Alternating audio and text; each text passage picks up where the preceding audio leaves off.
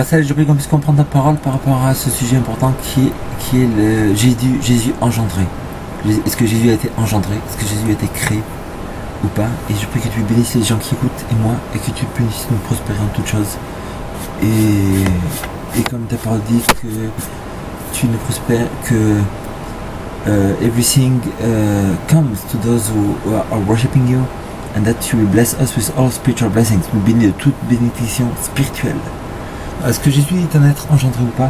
Ça, on le voit dans la parole de Dieu. C'est deux mots différents en grec. Et un, c'est monogenes, et l'autre, c'est gemao. Donc, est-ce qu'il y a la signification de ces deux mots?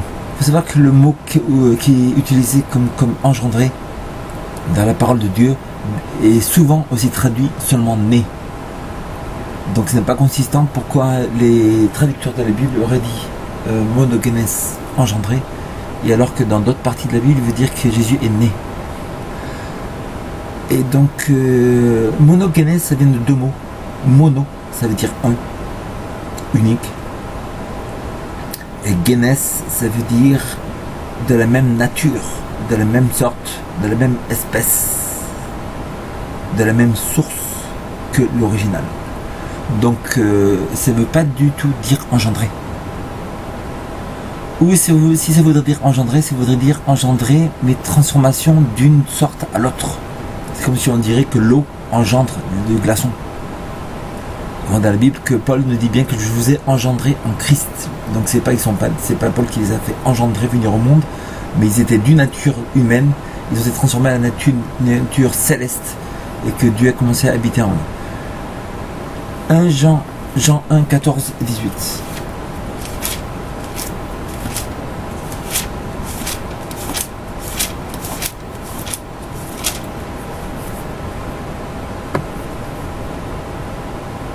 La parole a été faite chair et elle habitait parmi nous, pleine de grâce et de vérité. Nous avons contemplé sa gloire, une gloire comme celle du Fils unique venu du Père. Donc le Fils unique, ici c'est monogenes. Par contre, monogenes, on sait que ça veut dire le seul qui est de la même nature que l'origine, le seul qui révèle l'essence du Père, il est celui qui est unique et le seul unique. Donc là, on pourrait traduire: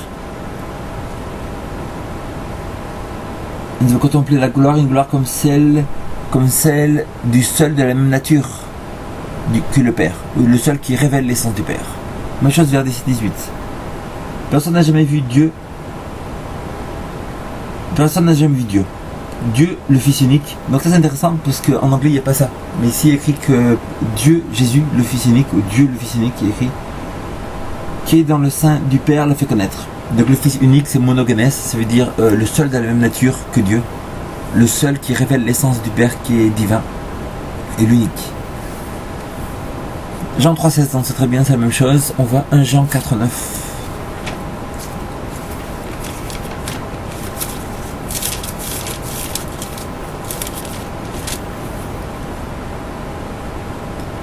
Celui qui n'a pas connu Dieu, car Dieu est amour. Voici comment l'amour de Dieu a été manifesté envers nous. Dieu a envoyé son Fils unique, son monogenes, dans le monde, afin que nous vivions par lui. Dieu a envoyé son monogenes, c'est-à-dire le seul de la même nature. Et là, en français, c'est traduit Fils unique, mais a envoyé son monogenes, son seul de la même nature, le seul qui révèle l'essence du Père, ou qui est divin, et le seul qui est unique. Hébreux 1, 5 et 5, 5.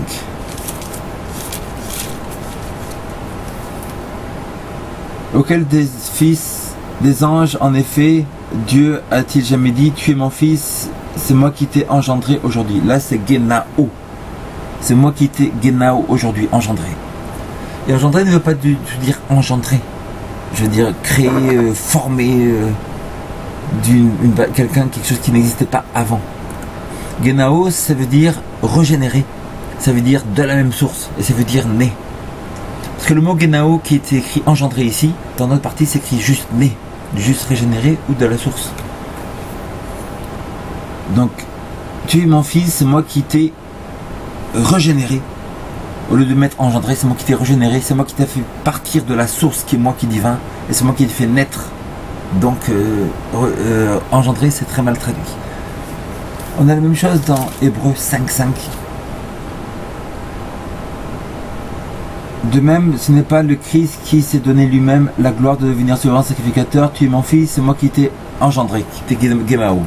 Gemao, donc qui t'ai fait régénérer d'une source. Alors ça veut dire que toi qui étais divin, je t'ai fait régénérer à devenir une partie humaine. Ou c'est toi qui es de la même source. Le de dire engendré, c'est toi qui es de la même source qui est divin.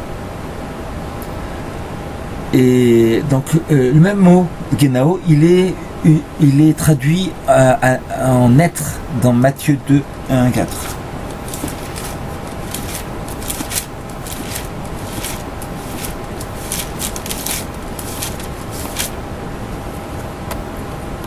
Jésus était né à Bethléem, il était Genao. Donc il n'est pas écrit qu'il était engendré, ici il a été juste dit Jésus était né à Bethléem, il était Genao. En Judée, au temps du roi Hérode, des mages d'Orient arrivèrent à Jérusalem. Luc 1,35, pareil.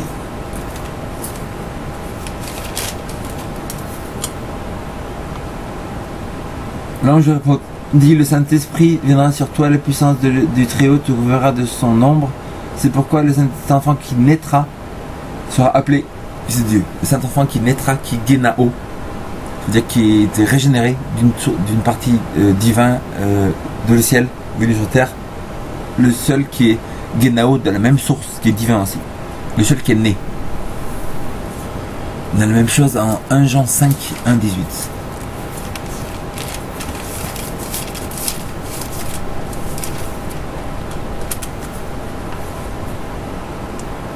Quiconque croit que Jésus est le Christ est né de Dieu, et Genao de Dieu, et quiconque aime celui qui l'a engendré, Genao, aime aussi celui qui est né de lui. Donc, en fait là il y a deux mots, il y a Genao et il y a monogenes. Donc quiconque croit que Jésus est le Christ est Genao de Dieu. Ça veut dire qu'il est engendré de Dieu, il est régénéré de Dieu. Ça ne veut pas dire que Dieu l'a fait créer maintenant quand il est transformé, quand il est déjà né, la personne, et à 20 ans, 30 ans, elle devient chrétienne, donc il est Genao, né de Dieu. Ça veut dire qu'il est régénéré. Pareil pour Jésus. Il était toujours vivant, il a été régénéré, transformé en être humain, bien que restant toujours Dieu. Jean 16, 21.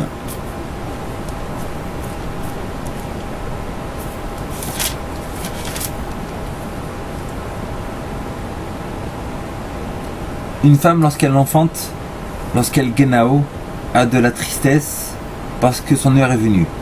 Quand elle a donné le jour Genao à l'enfant, elle ne se souvient plus de sa douleur à cause de la joie qu'un homme soit venu au monde. Donc ici c'est Genao aussi. Mais Genao ici, le dire engendré, il y a juste écrit enfanté et donner le jour.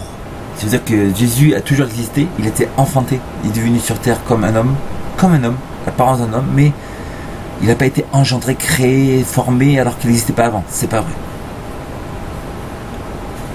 Pareil pour Jean 18, 37.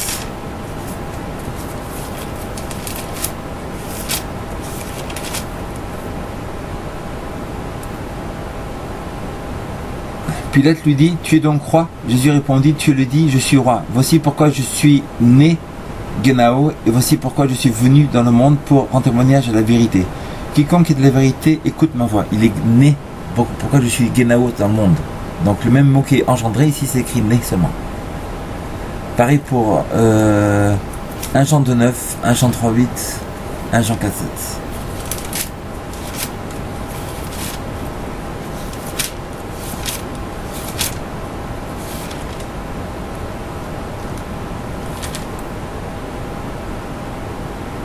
Celui qui prétend être la lumière tout en haïssant son frère est encore dans les ténèbres. 1 Jean quoi 2,29. Si vous savez qu'il est juste, reconnaissez que quiconque pratique la justice est né de lui. Il est Genao de lui. Ça veut dire Genao, ça veut dire naître à la naissance. Non, ça veut dire qu'il est régénéré. 1 Jean 3,8.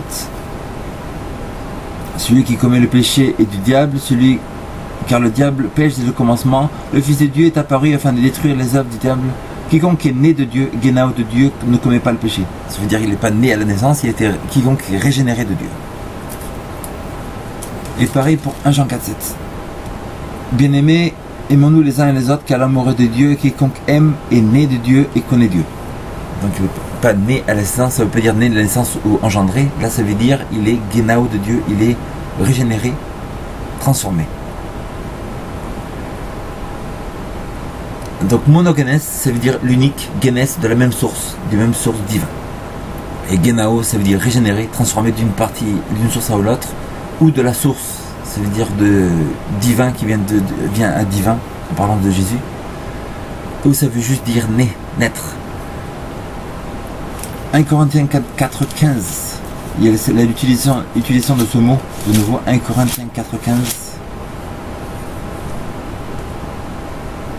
En effet, quand vous auriez 10 000 précepteurs en Christ, vous n'avez cependant pas plusieurs pères, puisque c'est moi qui vous ai engendré en Christ Jésus par l'évangile. Donc Paul n'a pas fait naître des personnes avec des femmes, il les a engendrés en Christ, ça veut dire qu'ils ont été transformés en tant qu'êtres charnels, corrompus et qui se conforment à ce monde, en personnes qui se sont conformées au royaume de Dieu. Philémon, verset 10.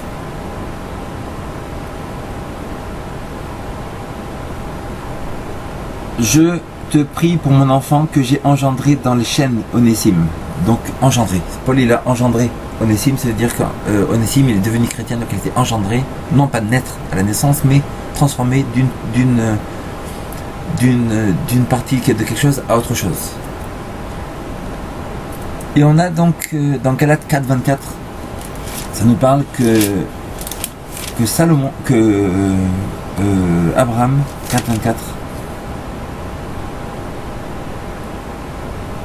4,24, il y a une allégorie, car ces deux femmes sont les deux alliances. L'une c'est Mont Sinaï, enfante pour l'esclavage, Genao pour l'esclavage, c'est Agar. Agar c'est le Mont Sinaï en Arabie, elle correspond à Jérusalem actuelle car elle est dans l'esclavage avec ses enfants. Donc elle l'enfante. On peut enfanter Genao, faire naître pas des personnes, mais juste des choses, faire naître du péché.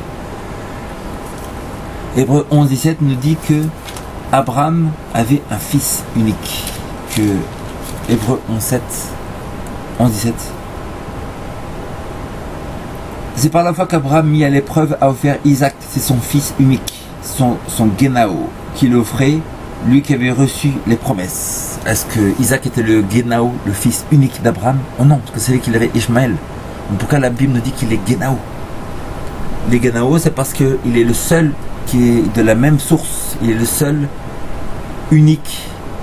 Et en parlant de Jésus, le mot peut être utilisé en anglais, c'est unique, one of the kind, unique one, the unbegotten, l'imparallèle, qui est irremplaçable, un parallèle incomparable, de peerless, sans comparaison, l'inégalable, de matchless, ça veut dire qu'il n'y en a pas de personne qui est aussi haut que lui, et le non duplicable.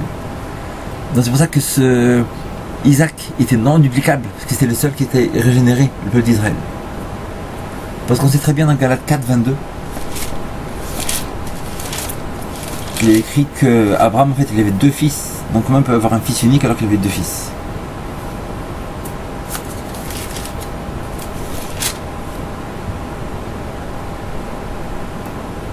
Car il est écrit Abraham eut deux fils, de la femme esclave et un de la femme libre. Galates 4,22. Et on voit dans Genèse 21 qu'il a eu deux fils, et en fait le premier c'était Ishmaël qui était né, et après c'était Isaac. Donc quand Hébreux 11,17 nous dit qu'Abraham, Isaac c'était le fils unique d'Abraham, c'est-à-dire qu'il était le seul qui était imparallèle, sans comparaison, inégalable, incomparable, irremplaçable, etc. Donc voici la compréhension du mot engendré, qui est monogenes et genao. Père Céleste bénit les gens qui ont écouté, qui puissent bien comprendre ce sujet et le mettre en pratique. Au nom de Jésus, Amen.